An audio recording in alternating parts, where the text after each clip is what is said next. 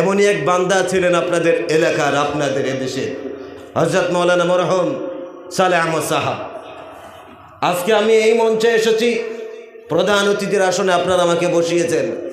যদি উনি থাকতেন, সম্মানিত হাজিরিন, আজকে হয়তো এই জায়গায় আসতে পারতাম না। উনি যখন অসুস্থ ছিলেন, ওনার সাথে আমার দীর্ঘদিনের সম্পর্ক ছিল। বাচ্চা বয়সে ইনার আলোচনা আমি শুনেছি। আমি যখন ছোট ছিলাম ওনার আলোচনা শুনতাম, বড় যখন হইলাম মাঝে মাঝে ওনার সাথে আলোচনা করতাম।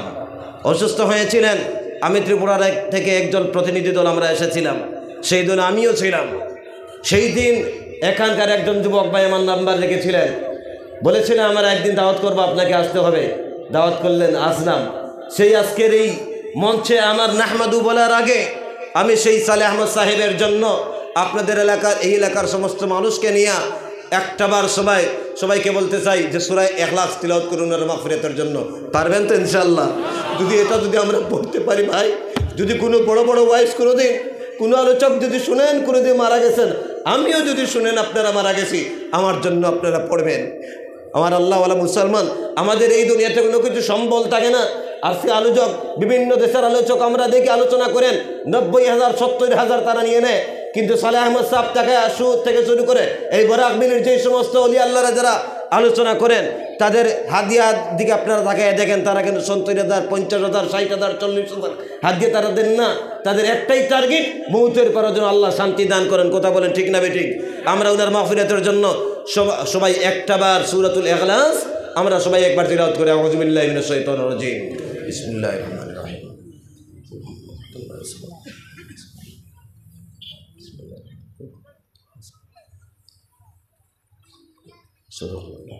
সবাই পড়েছেন তো ইনশাআল্লাহ? পড়েছেন তো? আল্লাহ যেন এই সূরার বদৌলতে ওনার দরজাকে বুলন্দ করে দেন। সবাই বলেন আমিন। নাহমাদুহু ওয়া নাস্তাঈনুহু ওয়া নাস্তাগফিরুহু। নবীর রওজা শরীফ দেখে মন ভরে না, দিদার দাও গো শাহে মদিনা, দিদার দাও গো শাহে মদিনা। আল্লাহুম্মা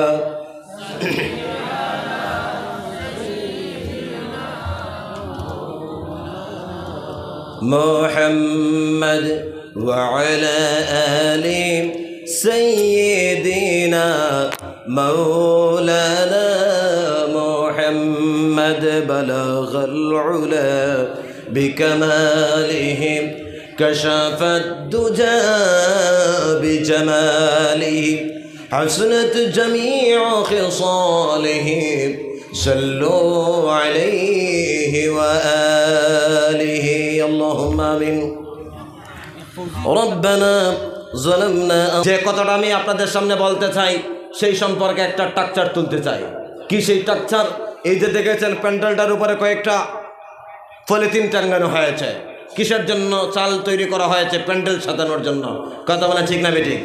এই প্যান্ডেলটা তৈরি করার জন্য, এই ছাদটা দেওয়ার জন্য অনেকগুলো খুঁটির দরকার হয়েছে, বাঁশের দরকার হয়েছে। কথা বলা ঠিক না বেঠিক? সমস্ত কিছু আয়োজন করা হয়েছে শুধুমাত্র আজকের এই সবার জন্য, ঠিক না বেঠিক? তো আমি আপনাদের সামনে যেই কথাটা উপস্থাপন করতে চাই, অর্থাৎ যে তেরপালটা লাগাতে চাই, যে কথাটা উপস্থাপন করতে চাই, তার জন্য একটা আগে প্যান্ডেল তৈরি করতে চাই। কি সেই প্যান্ডেল? এই দুনিয়াতে তাকাইয়ে দেখেন, আমরা যখন ছোট ছিলাম দেখেছি, বা মুরব্বী যারা আছেন তারাও দেখেছেন, বর্তমানে প্রতি জায়গায়, প্রতি মসজিদে মাদ্রাসায় ওয়াজ নসিহত হয় কি হয় না? আজ থেকে শুরু করে 20-30 বছর আগে এই ওয়াজ নসিহতের সংখ্যা বর্তমান থেকে কম ছিল না বেশি ছিল? জোরে বলেন যুবক ভাইরা, কম ছিল না বেশি ছিল? বর্তমানে বেশি। আলিম উলামা আগে কম ছিল না বেশি ছিল? এখন বেশি। দিনী সংগঠনের কাজ আগে কম ছিল না বেশি ছিল? এখন তাবলীগ জামাত আগে কম ছিল না বেশি? এখন সব বেশি। আলিম উলামা, ওয়াজ নসিহত, তাবলীগ জামাত সব বর্তমানে বেশি।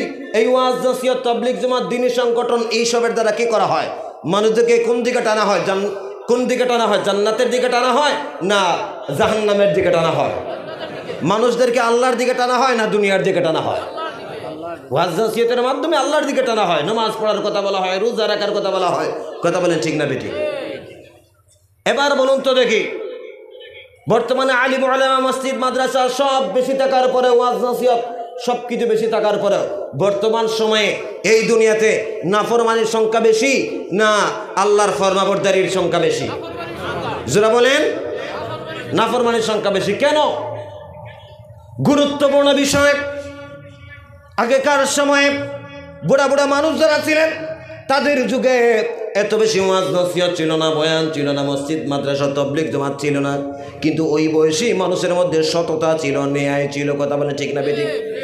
তারা মাসলা মাসাইল শরীয়ত কম জানতো, কিন্তু যা মানতো তার উপর আমল করার চেষ্টা করত।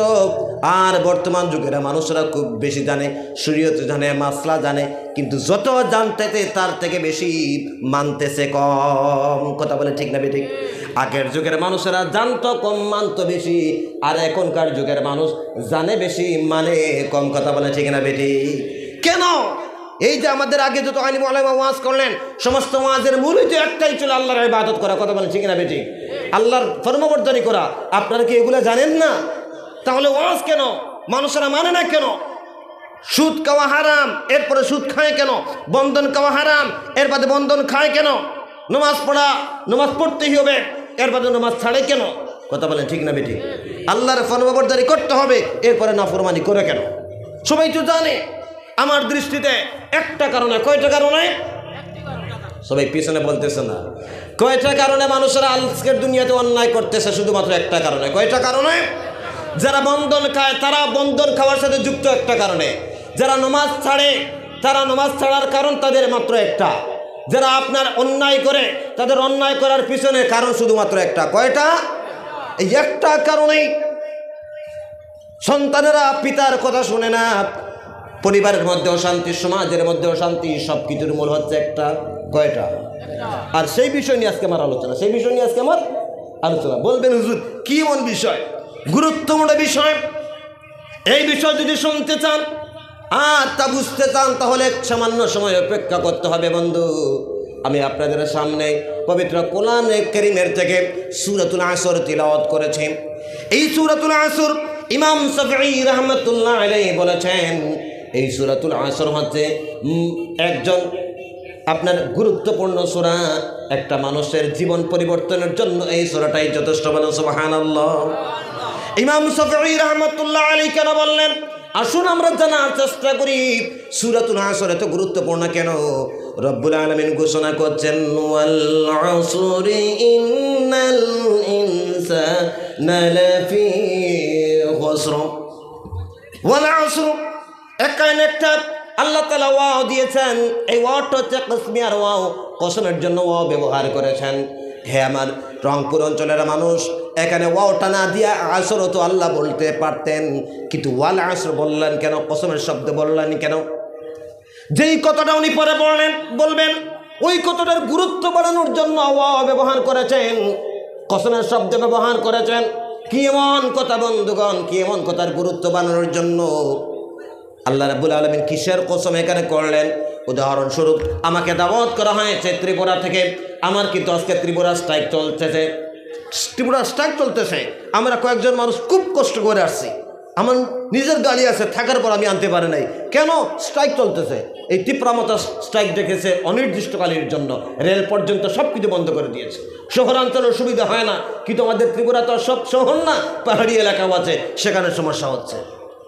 সম্মানিত হাজিরিন, দিনের বেলা প্রশ্ন করলেন ইমাম সাহেব কি, যুব সমাজ কি, ভাইয়েরা ত্রিপুরা থেকে এই যে হুজুরকে দাওয়াত করা হয়েছিল উনি কি আসবেন? বলছেন হ্যাঁ উনি আসবেন। এরপরে সন্দেহ জাগতেছে, ভালো করে বলুন উনি কি যদি আসেন তাহলে আমরা মাহফিলে যাবো না? যাবো না। আল্লাহর কসম উনি আসবেন। উনি বদরপুরে এসে পৌঁছে গেছেন। আল্লাহর কসম করা মাত্র একিন 0 থেকে সঙ্গে সঙ্গে 100% হয়ে যায়। কথা বলে ঠিক না বেঠিক? কসম করলে মানুষের একিন তাকিদ বিশ্বাস বেড়ে যায়। আল্লাহ রাব্বুল আলামিন এখানে বিশ্বাসের জন্য যেই কথাও উনি পরে বলবেন ওই কথাটা লুট বানানোর জন্য কসমের শব্দ ওয়াও ব্যবহার করেছেন। কি এমন কথার কসম করলেন? আল্লাহ রাব্বুল আলামিন এখানে আসরের কসম করেছেন। কিসের কসম করলেন? আরো জোরে বলেন কিসের কসম? এবার প্রশ্ন আছে আপনাদের কি মনের ভিতরে, হুজুর আসর কথার অর্থ কি? ইমাম শাফিঈ রাহমাতুল্লাহ আলাইহি এখানে আসর যে মুরাদ নিয়েছেন, জবানের কসম করেছেন, কালের কসম করেছেন, সময়ের কসম করেছেন। জমানার কসম করলেন আল্লাহ। কেন জমানার কসম করলেন? কারণ জমানার সাথে সম্পর্ক রয়েছে সময়ের সাথে সম্পর্ক রয়েছে ইতিহাসের, সময়ের সাথে সম্পর্ক রয়েছে ভবিষ্যতের, সময়ের সাথে সম্পর্ক রয়েছে আপনার আমার জীবনের। সময়টা হচ্ছে মানুষের জীবনের মূল্যবান সম্পদ।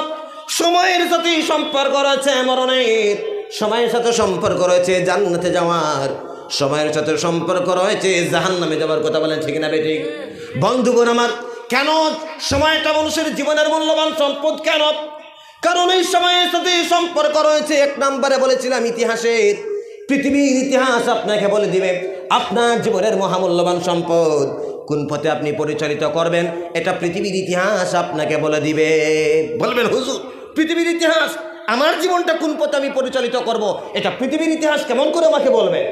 হযরত আদম আলাইহিস সালামের যুগ থেকে বিশ্ব নবীজি পর্যন্ত যদি তাকাই, তাহলে দেখতে পাই একদল নবী রাসূলগণ মানুষদেরকে আল্লাহর ইবাদতের দাওয়াত দিয়েছিলেন। তারা যখন মানুষদেরকে আল্লাহর ইবাদতের দাওয়াত দিয়েছিলেন, তাদের দাওয়াত শুনে একদল মানুষ আল্লাহর ইবাদত করেছিল। যারা আল্লাহর ইবাদত করেছিল, একত্ববাদকে গ্রহণ করেছিল, তাদেরকে আল্লাহ রাব্বুল আলামিন দুনিয়াতে সম্মান দিয়েছেন, আখিরাতেও দিবেন কি দিবেন না? নবী রাসূলদের দাওয়াত শুনে যারা নিজের জীবনের মহামূল্যবান সময় আল্লাহর একা ইবাদতের মধ্যে কাটিয়েছিলেন, এদেরকে আল্লাহ তাআলা দুনিয়াতেও সম্মান দিয়েছেন, আখিরাতেও দিবেন, ওয়াদা করেছেন। কিন্তু যারা নাকি জীবনের মহামূল্যবান সময় অপচয় করেছে, এনজয় করে কাটিয়েছিল, কি করেছিল? অপচয় করেছিল, এনজয় করে কাটিয়েছিল, হেলায় দুলায় জীবনের মহামূল্যবান সময় নষ্ট করেছিল। ক্ষমতা থাকার পরেও, জন থাকার পরেও দুনিয়ার এই আধুনিকতা, দুনিয়ার এই আপনার বুক বিলাসিতা, দুনিয়ার এই আপনার কি এনজয় তাদেরকে বাঁচাতে পারে নাই। দুনিয়াতেও ধ্বংস হয়েছে, আখিরাতেও ধ্বংস হবে কি হবে না? ফিরআউন ক্ষমতা ছিল, পাওয়ার ছিল, জন ছিল, টাকা ছিল, ধন ছিল, সব ছিল। নমরুদের সব ছিল, কারুনের সব ছিল। থাকার পরেও তারা কি করেছে? তারা কি করেছে? জীবনের মহামূল্যবান সময় আল্লাহর ইবাদতের বিরোধিতায় কাটিয়েছিল। কি করেছিল? ইবাদতের বিরোধিতায় কাটিয়েছিল জীবনের মহামূল্যবান সময়। দুনিয়াতেও সে হালাক আর বরবাদ হয়েছে। তার টাকা, তার ক্ষমতা, তার ধন, তার জন তাহাকে বাঁচাতে পারে নাই দুনিয়াতেও তাদেরকে আল্লাহ ধ্বংস করেছেন, আখিরাতেও ধ্বংস করার অর্ডার দিয়েছেন। কথা বলেন ঠিক না বেটি? জোরে বলেন ঠিক না বেটি? পাশাপাশি তাকায় দেখি হযরত বিলাল রাদিয়াল্লাহু তাআলা, ওমর ফারুক রাদিয়াল্লাহু তাআলা থেকে শুরু করে তামাম সাহাবায়ে কেরাম, কি এমন তাদের পরিচয় ছিল? কোনো পরিচয় ছিল না। কিন্তু জীবনের মহামূল্যবান সময় আল্লাহর ইবাদতের মধ্যে কাটানোর কারণে আল্লাহ দুনিয়াতেও অর্ধেক পৃথিবীর বাদশা বানিয়েছিলেন ওমর রাদিয়াল্লাহু তাআলাকে। কথা বলেন ঠিক না বেটি? অপরদিকে আবু জেহেল, উতবা, শাইবা, তাদের পাওয়ার ছিল, ধন ছিল, কিন্তু তারা মূল্যবান সময়কে অপচয় করে নষ্ট করেছিল। দুনিয়াতে হালাকার বরবাদ হয়েছে, আখিরাতে হবে কি হবে না? এই কারণে বন্ধু আমার, আপনার জীবনের মহামূল্যবান সময় কোন পথে আপনি পরিচালিত করবেন? পৃথিবীর ইতিহাসের দিকে যদি তাকান, তাহলে পৃথিবীর ইতিহাস আপনাকে বলে দিবে আপনার জীবনের মহামূল্যবান সময় ওই দিকে কাটালে আপনি দুনিয়াতেও সাকসেস হবেন, আখিরাতেও সাকসেস হবেন। এটা পৃথিবীর ইতিহাস আপনাকে বলে দিবে। সময়ের সাথে সম্পর্ক করেছে ভবিষ্যতে আপনি কি হতে চান তা নির্ভর করবে বর্তমান সময়কে সেইভাবে কাটানোর উপর। ভবিষ্যতে আমি যদি ডাক্তার হতে চাই, তাহলে বর্তমান সময়কে আমি ডাক্তারি পড়াশোনার মধ্যে কাটাতে হবে। কথা বলে ঠিক না বেটি? ভবিষ্যতে যদি আমি ইঞ্জিনিয়ার হতে চাই, তাহলে বর্তমান সময়কে ইঞ্জিনিয়ারিং পড়াশোনার মধ্যে কাটাতে হবে। হাফিজ হতে চাইলে বর্তমান সময়ে হাফিজি পড়তে হবে। মৌলানা হতে চাইলে বর্তমান সময়ে মৌলানাগিরি পড়তে হবে। ভবিষ্যতে যদি বড় ব্যবসায়ী হতে চাই, তাহলে বর্তমান সময়কে ব্যবসার মধ্যে সময় দিতে হবে। বড় খেতওয়াল যদি হতে চাই, তাহলে খেতের মধ্যে সময় দিতে হবে। কথা বলে ঠিক না বেটি? আপনি ভবিষ্যতে যেই ব্যাপারে সাকসেস হতে চান, সেই ব্যাপারে নিজের মূল্যবান সময়কে যদি ব্যয় করেন, তবে সেই ব্যাপারে আপনি সাকসেস হবেন, নচেত নয়। কথা বলে ঠিক না বেটি? আমরা যত মানুষ এখানে বসে আছি, রংপুরের যুব সমাজ মুরব্বিয়ানে কেরাম, যত মানুষ এখানে বসে আছি, আমরা প্রত্যেকের একটা ভবিষ্যৎ টার্গেট আছে না নাই? যদি বলেন কি টার্গেট? ডাক্তার হওয়া না, ইঞ্জিনিয়ার হওয়া না। আমরা যত মানুষ এখানে আছি, আমাদের ভবিষ্যৎ একটা টার্গেট আছে। সবার ভবিষ্যৎ টার্গেট কোনটা? জান্নাত না জাহান্নাম? জুড়ে বলেন জান্নাত না জাহান্নাম? যেহেতু আমাদের সবার ভবিষ্যৎ টার্গেট জান্নাত, সেই হিসাবে জান্নাতে যাওয়ার জন্য যেই রাস্তায় চলতে হয় সেই রাস্তায় যদি বর্তমান সময়কে যদি আমরা ব্যয় করি তবে ভবিষ্যতে আমরা জান্নাতের আশা রাখতে পারি, নচেত নয়। কথা বলে ঠিক না বেটি? ভবিষ্যৎ নির্ভর করবে সেইভাবে সময় কাটানোর উপর। আজকে আমি ডাক্তার হওয়ার জন্য পড়তেছি আর আশা যদি রাখি না আমি হাফিজ হব, সম্ভব হবে? হাফিজ পড়তে হবে, আমার বুঝে আসে। আমি পড়তেছি মাদ্রাসায় আর যদি আশা রাখি আমি ইঞ্জিনিয়ার হয়ে যাব, সম্ভব হবে না। ইঞ্জিনিয়ার মাদ্রাসায় পড়তে হবে, ওই কথা আমার বুঝে আসে। কিন্তু জান্নাতে যাওয়ার জন্য জান্নাতি রাস্তায় যে নিজের মহামূল্যবান সময়কে ব্যয় করতে হবে সেই রাস্তা আমার বুঝে আসে না। চলতেছি আমি দুনিয়া ভিত্তিক আমার সময়কে কাটাইতেছি আর আশা করতেছি আল্লাহর জান্নাত। সম্ভব হবে? সম্ভব হবে? বন্ধুগণ আমার, সেই দিকে সময় না, আমি লম্বা আলোচনা করব না। এই কারণে সময়টা হচ্ছে মানুষের জীবনের মূল্যবান সম্পদ। কারণ দুনিয়াতে যতদিন আপনার সময় বাকি থাকবে এই দুনিয়ার কেউ আপনার কিছু করতে পারবে না, মৌত কখনোই আপনাকে গ্রহণ করতে পারবে না। কথা বলে ঠিক না বেঠিক? দুনিয়ার সময় বাকি আছে, আপনার মরণ আসবে না।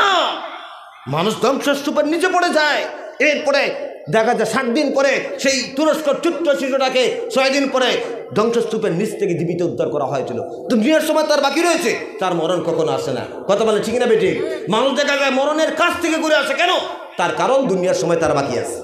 কিন্তু যখন নাকি তার দুনিয়ার সময় যখন আপনার পুড়িয়ে যাবে, দুনিয়ার হাজার অক্সিজেন যদি আপনার বডির মধ্যে অ্যাডজাস্ট করা হয় একটা সেকেন্ডের জন্য কি আপনাকে লাঞ্চে আর পাওয়ার দিতে পারবে? পারবে না। কারণ দুনিয়ার সময় শেষ। পৃথিবীর সমস্ত ডাক্তার যদি আপনার সাথে জড়ো হয় আপনাকে একটা সেকেন্ডের জন্য যদি দুনিয়াতে রাখতে চায়, পারবে না। দুনিয়ার সময় শেষ, সঙ্গে সঙ্গে আপনাকে পুরো। এই কারণে সময়টা হচ্ছে মানুষের জীবনের মূল্যবান সম্পদ। সময়ের সাথে সম্পর্ক রয়েছে জীবনের, সময়ের সাথে সম্পর্ক রয়েছে মরণের। দুনিয়ার সময় শেষ, সঙ্গে সঙ্গে আপনাকে মরণ গ্রহণ করে ফেলবে। আমার আল্লাহ মুসলমান, আমি সংক্ষেপে কতগুলো উপস্থাপন করছি যেহেতু সময় কম। আমার আল্লাহ মুসলমান, এই দুনিয়াতে তাকায়া দেখেন যত অলি আল্লাহরা মারা যায়, মারা যাওয়ার পরে আল্লাহ রাব্বুল আলামিন তাদেরকে জান্নাত দিবেন না জাহান্নাম দিবেন? জান্নাত দিবেন। জান্নাতি মানুষ জান্নাতে গেলেন, সমস্ত নিয়ামত লাভ করলেন, কি পাইলেন? জান্নাতি ফল পাইলেন, হুর পাইলেন, সমস্ত নিয়ামত লাভ করলেন।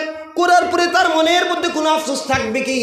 থাকার তো কথা নয়। ফল খেতে চাইলেই মুখের মধ্যে চলে আসবে, এক একটা কামড় দিবে, এক একটা মজা লাগবে। এত নিয়ামতে আল্লাহ তাআলা জান্নাতি মানুষকে ভরপুর করে রাখবেন। বলেন সুবহানাল্লাহ। আর আসতে বলেন সুবহানাল্লাহ। আমরা জান্নাতে যেতে চাই কি চাই না? সেই নিয়ামত লাভ করার পরে জান্নাতি মানুষের মধ্যে কোনো আফসোস থাকবে? যুবক ভাই, আফসোস থাকবে? ভালো করে শুনুন রে ভাই, জান্নাতি মানুষ জান্নাতে যাওয়ার পর সমস্ত নিয়ামত লাভ করার পরে তার মনের মধ্যে আফসোস থাকার কথা নয়, কিন্তু থাকবে শুধুমাত্র একটা জিনিসের জন্য আফসোস করবে, আর সেটা হচ্ছে শুধুমাত্র দুনিয়ার সময়। কিসের জন্য? দুনিয়ার সময়ের জন্য আফসোস করবে। আহারে, দুনিয়াতে যেই সময়টা আমি অপচয় করেছি, নষ্ট করেছি, ওই সময়টা যদি তাসবিহ পড়তাম, কোরআনে কারীমের তিলাওয়াত করতাম, নামাজ পড়তাম, জিকির আজকার করতাম, তাহলে জান্নাতের মধ্যে আরো বেশি বেশি নিয়ামত লাভ করতাম। বলো সুবহানাল্লাহ। আরো আসতে বলো সুবহানাল্লাহ। দুনিয়ার সময়ের জন্য জান্নাতি মানুষ ও জান্নাতে আফসোস গ্রহণ করবে বন্ধু। কিন্তু আজকে আমি এই কথাগুলো কেন বলতেছি? তার কারণ আজকের যুগে আমাদের সবচেয়ে বেশি আমরা মুসলমান মানুষ, আমরা আমাদের সময়কে নষ্ট করতেছি। আজকে যুব সমাজের জলসা, আজকে আমাদের যুব সমাজ থেকে যুবতী পর্যন্ত প্রত্যেক বয়সের মানুষ আমরা নিজের মহামূল্যবান সময় মোবাইলের মধ্যে দিয়া, ফেসবুকের মধ্যে দিয়া, গানের মধ্যে দিয়া, খেলাধুলার মধ্যে দিয়া, এনজয়ের মধ্যে নিজের মহামূল্যবান সময়কে ব্যয় করে দিন দিন আমরা ধ্বংসের দিকে এগোচ্ছি। কথা বলেন ঠিক না বেটি?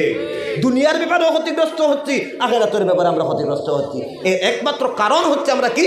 সময়কে অপচয় করা, নষ্ট করা। আমার আল্লাহ মুসলমান, আমি আগে আপনাদেরকে বলেছিলাম এই দুনিয়াতে ওয়াজ নসিহতের বর্তমানে কমতি নাই, আলিম ওলামার কমতি নাই। কিন্তু আগে আলিম ওলামা ছিলেন না, ওয়াজ নসিহত ছিল না, কিন্তু মানুষের মধ্যে সততা ছিল, মানুষের মধ্যে আল্লাহ ওয়ালাদের সংখ্যা ছিল। তার কারণ আগেকার যুগের মানুষ সময়কে বড় দাম দিতেন।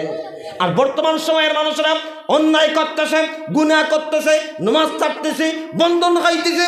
সব কিছুর মূল হচ্ছে মাত্র একটা, আর সেটা হচ্ছে শুধুমাত্র সময়।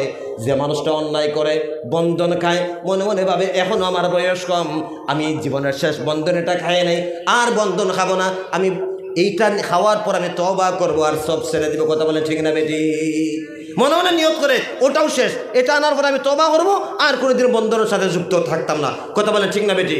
যে যুবক ভাইটা নামাজ পড়ে না, মনে মনে ভাবে এখনো বয়স কম, একটু বয়স হয়ে যাক, এরপর তওবা তিল্লা করবো, আর কোনোদিন গুনাহ করবো না। কথা বলেন, জীবনের একটা সময় আমরা তওবা করে আল্লাহর দিকে রুজু হয়ে যাবো, আর কোনোদিন গুনাহ করবো না।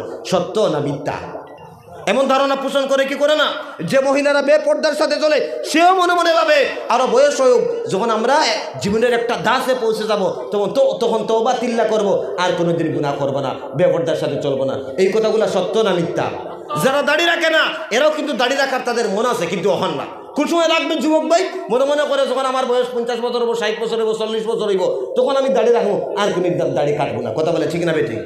আমার ভাইয়েরা, আমার বন্ধুগণ, যারা এমন ভাবে গুনার কাজ করতেছে, তারা একটাই নিয়ত, ভবিষ্যতে সে তওবা করবে, আর কোনোদিন গুনাহ করবে না, অন্যায় করবে না, আল্লাহর ফরমাবরদারি করবে, আল্লাহর নাফরমানি করবে না। বন্ধু, আমি আপনাদেরকে বলতে চাই, এরা যে ভবিষ্যতের নিয়ত করে ভবিষ্যতে অন্যায় ছেড়ে দিবে আর তওবা তিল্লা করবে, বন্ধু, তোমার জীবনের সময় যদি কালকে ভোরবেলা যদি তোমার জীবনের সময় শেষ হয়ে যায়, তাহলে কেমন করে তুমি তওবা করবে?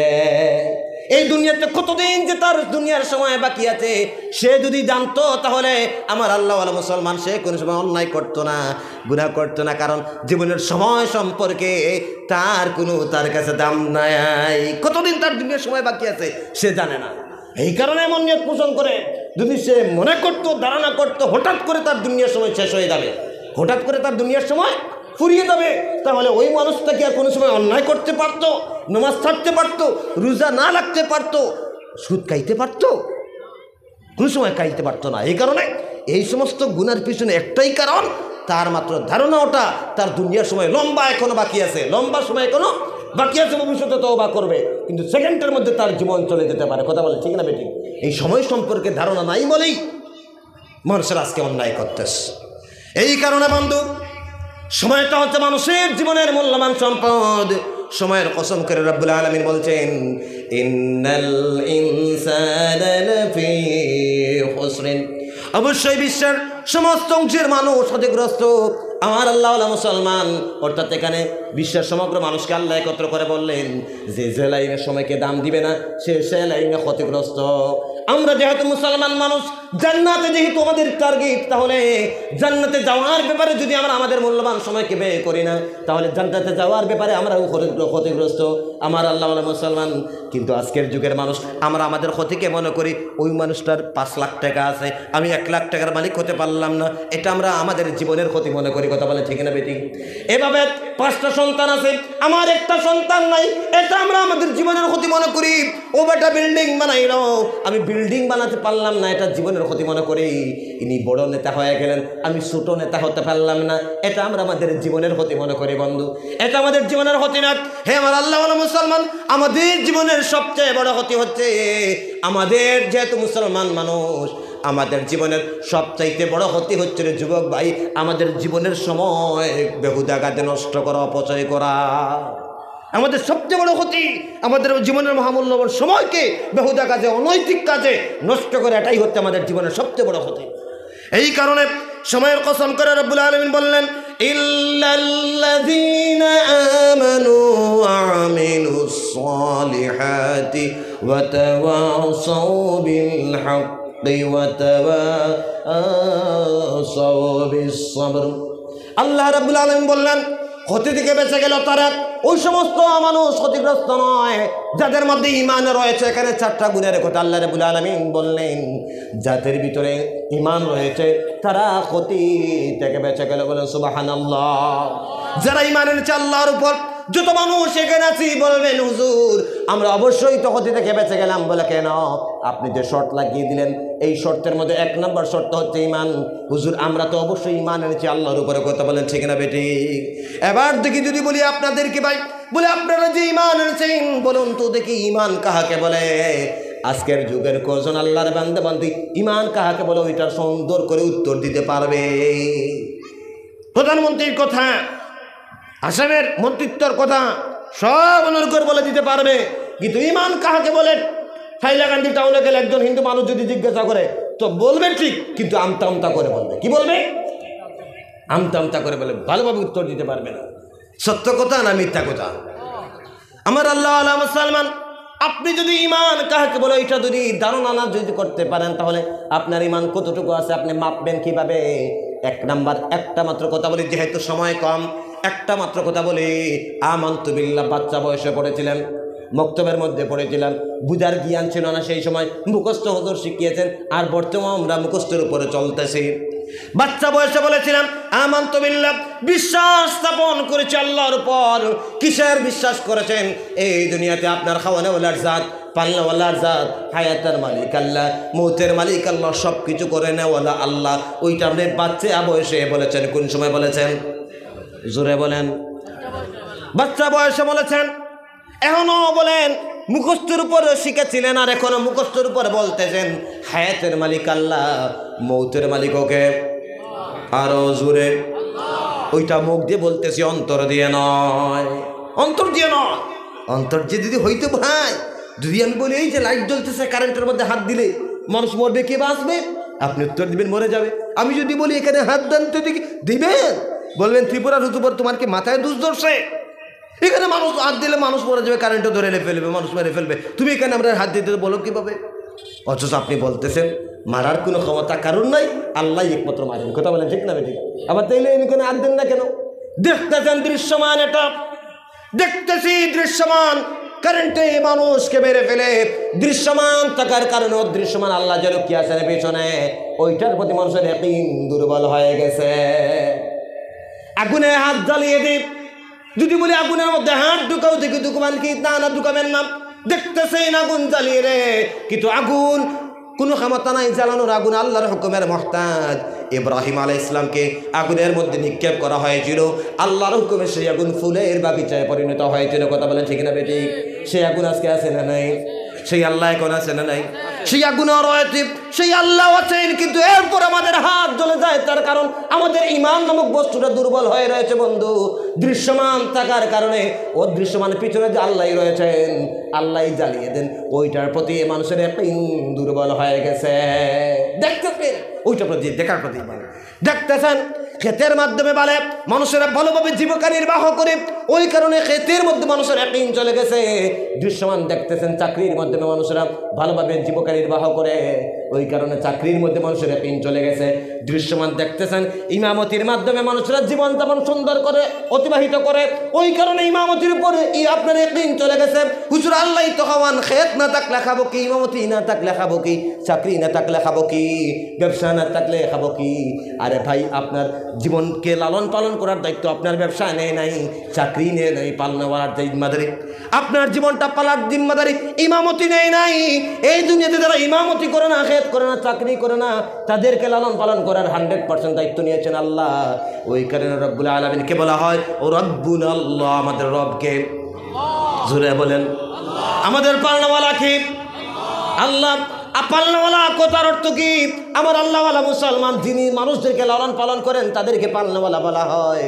আল্লাহ রাব্বুল আলামিন আমাদেরকে ওই কারণে, আমাদের যে পালনাওয়ালা চাকরি নয়, আমাদের পালনাওয়ালা ব্যবসা নয়, আমাদেরকে লালন পালন করে ইমামতি নয়, মাদ্রাসা নয়, আমাদেরকে লালন পালন করে আমাদের সমস্ত পৃথিবীকে লালন পালন করেন একজন, তিনি আমাদেরকে। জুরে বলেন রূহের জগতে আমাদেরকে প্রশ্ন করেছেন আল্লাহ, আলাস্তু বিরাব্বিকুম, তোমরা কি আমাকে রব মানবে, পালনাওয়ালা মানবে? কি প্রশ্ন করেছিলেন?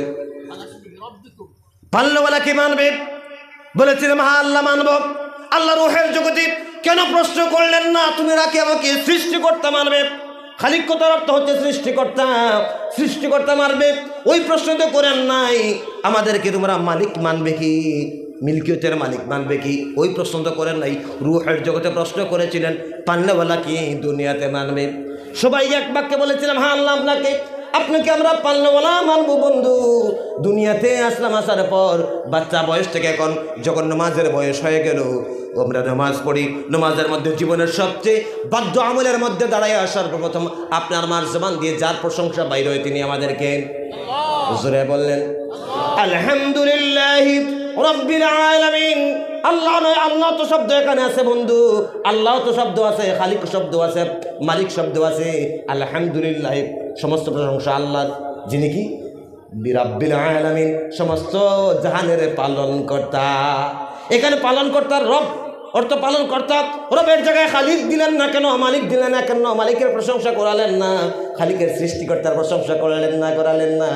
সমস্ত জাহানের পালনকর্তা, সমস্ত জাহানের পালনকর্তার প্রশংসা করলেন। রুকুতে গেলেন, সুবহান রাব্বিয়াল আযীম, সেখানেও আপনার কার প্রশংসা করলেন? পালনেওয়ালার প্রশংসা করলেন। রুকু থেকে দাঁড়ালেন, রব্বানা ওয়া লাকাল হামদ, দাঁড়াই আবার পালনেওয়ালার প্রশংসা করেছেন। কার প্রশংসা? জোরে বলেন। পালনেওয়ালার প্রশংসা করেছেন না খালিকের প্রশংসা করেছেন? না।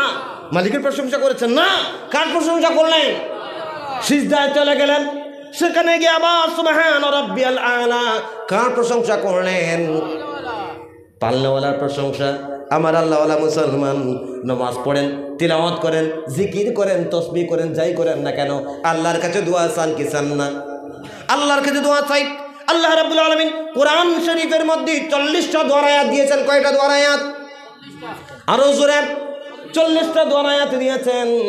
এই সমস্ত দোয়াগুলির মধ্যে আল্লাহ রাব্বুল আলামিন পালনেওয়ালা শব্দ বারবার ব্যবহার করেছেন। রাব্বানা যালামনা আনফুসানা ওয়া ইল্লাম তাগফির লানা ওয়া তারহামনা লানাকুনান্না মিনাল খাসিরিন। রব শব্দ আছে না নাই? রব্বি জাআলনি মুকিমাস সালাত, রব শব্দ আছে না নাই? আল্লাহুম্মা রাব্বানা, রব শব্দ আছে না নাই? যতগুলা দোয়া দিয়েছেন বারবার রব শব্দ ব্যবহার করেছেন। এই রব কথার অর্থ পালনেওয়ালা, অর্থাৎ আমরা বিশ্বের মানুষ যখন হাত তুলে আল্লাহর কাছে চাই, পালনেওয়ালা আমাদেরকে টাকা দাও, পালনেওয়ালা আমাদেরকে সম্পদ দাও, পালনেওয়ালা আমাদেরকে সুখ দাও, পালনেওয়ালা আমাদেরকে জন দাও, পালনেওয়ালা আমাদেরকে বাড়ি দাও, পালনেওয়ালা আমাদেরকে জান্নাতি বানাও, পালনেওয়ালা আমার এই দরকার, পালনেওয়ালা আমাদের সেই দরকার। যত দোয়া করি, সমস্ত দোয়া, যত সাহায্য চাই কার কাছে চাই? আল্লাহর কাছে না পালনেওয়ালার কাছে? পালনেওয়ালার কাছে। বন্ধু, ওই কথা ভালো করে বুঝুন। দুনিয়াতে একদিন আপনি বিদায় হবেন কি হবেন না? একদিন দুনিয়াতে আমাদেরকে সবাইকে বিদায় হতে হবে। কত মানুষের জানাজার নামাজ পড়িলাম, একদিন মানুষ আমাদেরকেও জানাজার নামাজ পড়বে কি পড়বে না?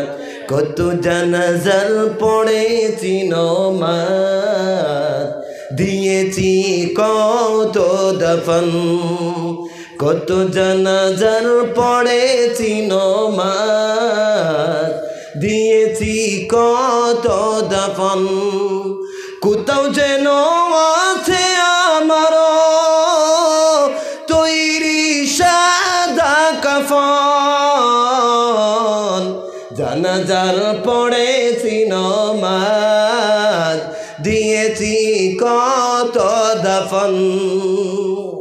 কত মানুষের জীবনে জানাজার নামাজ পড়িলাম, একদিন মানুষ আমাদেরকে জানাজার নামাজ পড়বে। দেখে পড়ে কোথায় নিয়ে রাখবে আপনাকে? কবরের মধ্যে। কোথায়? কবরের মধ্যে রাখবেন।